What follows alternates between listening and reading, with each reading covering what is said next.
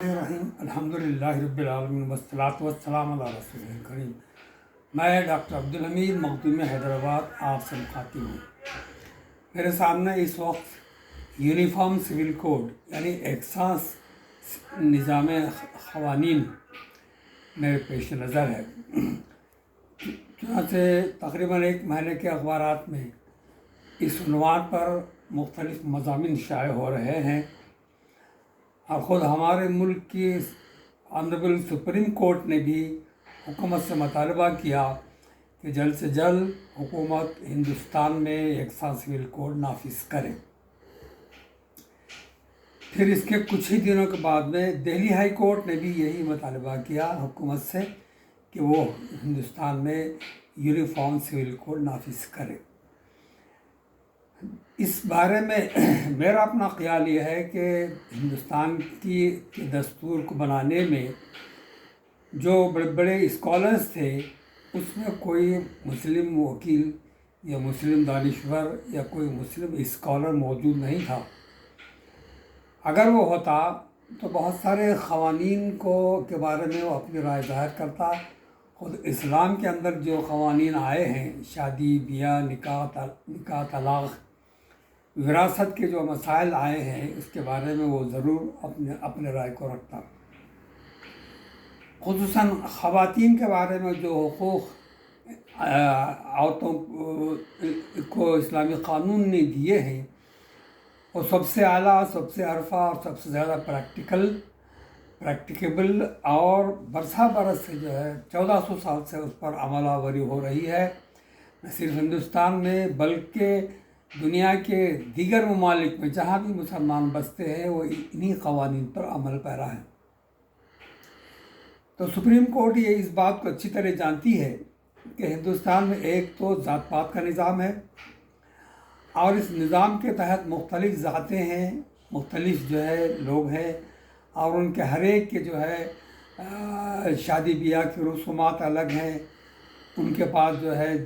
جائیداد کی تقسیم کے جو ہے مسائل الگ ہیں۔ تو ان سب میں یکسانیت پیدا کرنا اس کے لیے ضروری ہو جاتا ہے کہ ہندوستان بھر میں صرف ایک ہی ذات رہے اور وہ ہندو کے نام سے جو ہے جانی جائے۔ برہمنوں کا طریقہ الگ ہے، شودر کا طریقہ الگ ہے، چھتریوں کا طریقہ الگ ہے۔ تو ان سب کے طریقوں کو ایک قانون کے اندر پرو دینا یا ایک قانون نافذ کر کے سب کو اس پر عمل آوری کا حکم دینا، یہ جو ہے گویا ایک ناممکن العمل، نافذ العمل کوڈ ہے، جس کا جو ہے برسہ برس سے بھی جو ہم اس کے بارے میں کوئی واضح قانون نہیں بنا سکتے۔ تو آج سب سے پہلے جو ہے دکن ٹائمز آف انڈیا میں ہندوستان کے مشہور سائنسدان جناب سوامی ناتھن کا مضمون شائع ہوا ہے۔ وہ ایک سائنٹسٹ تھے، جینٹسٹ تھے، اور انہوں نے گرین ریولوشن کے نام سے ایک پیداوار کے اندر بہت بڑا جو ہے انقلاب لایا، اور اچھے قسم کے بیج انہوں نے پیدا کر کے کسانوں کے حوالے کیے۔ تو ایسا شخص نے ایک مضمون یونیفارم سول کوڈ کے متعلق لکھا ہے، اور اس میں ایسی باتوں کا اظہار کیا ہے جو ناقابل عمل ہیں، جن پر کوئی عمل نہیں ہوا، لیکن انہوں نے کہا کہ جن ممالک میں یونیفارم سول کوڈ چل رہا ہے وہاں پر ہندوستان کے باشندے اس کوڈ کے اندر رہنے کے لیے نقل مقام کیے۔ تو یہ بات تاریخ کے حساب سے غلط ہے۔ ایسا کہیں بھی نہیں ہوا کہ ہندوستان کے لوگ کسی بیرونی ملک کو جا کر کے وہاں بس گئے ہوں تاکہ وہ یونیفارم سول کوڈ پر عمل کریں۔ اور یہ کہنا اور یہ خیال کرنا کہ جو ہی یونیفارم سول کوڈ اس ملک میں نافذ ہو جائے گا تو ملک کے تمام عوام نہایت شریف بن جائیں گے، نہایت ہی مہذب اور نہایت ہی جو ہے دیانتدار اور نہایت ہی مخلص بن جائیں گے، اور ان کے اندر سے ساری قسم کی دشمنیاں اور جھگڑے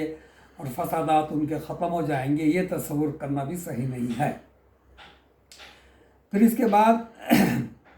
ہم نے دیکھا کہ بھئی عورتوں کے تعلق سے جو اس وقت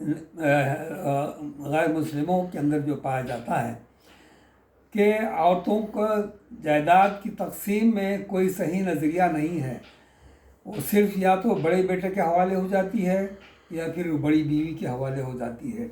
تو اس طریقے کا عمل نہایت ہی غلط عمل ہے، لیکن چونکہ مذہبی طور پر اس کا نظام پایا جاتا ہے تو اس پر عمل آوری ضروری سمجھا جاتا ہے، لیکن اسلام نے اس کو مسترد کر دیا اور اس نے کہا کہ عورت کو اس کے شوہر کے جائیداد میں حصہ ملنا چاہیے، اس کے باپ کی جائیداد میں حصہ ملنا چاہیے، اور اسی طریقے اس کے بیٹے کی جائیداد میں بھی حصہ ملنا چاہیے، اور مل رہا ہے، اور یہ عمل 1400 سال سے چل رہا ہے۔ تو یونیفارم سول کوڈ کوئی آسان کام نہیں ہے، اس لیے میرا اپنا خیال یہ ہے کہ ہندوستان کے تمام دانشور مل کر بیٹھیں اور اس طرح کا کوئی کوڈ بنانے کی کوشش کریں، تو کم سے زیادہ سے زیادہ 100 سال بھی لگ سکتے ہیں، اور اس وقت تک یہ توقع کرنا کہ ملک میں ایسا نظام قائم ہو جائے گا، یہ تصور غلط ہے۔ اور جو دستور نے جو بنایا تھا، دستور کی زیادہ امبیڈکر صاحب نے، انہوں نے بہت سی غلطیاں کی اپنی نجی زندگی میں، تو اس طریقے سے یہ نظام چل نہیں سکتا۔ ہاں، اگر مسلم علماء اس کو پیش کرتے ہیں کہ بھائی ہمارے پاس ایک ایسا نظام ہے جو سارے انسانوں کے لیے ہے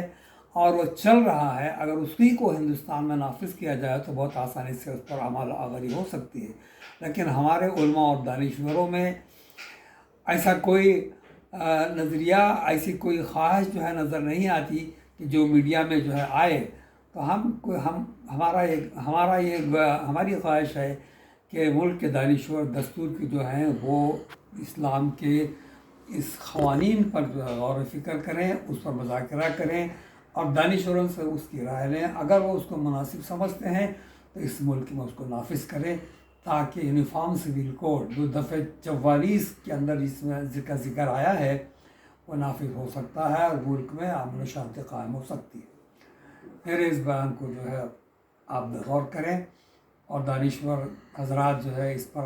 پر جو ہے سوچنے کی کوشش کریں۔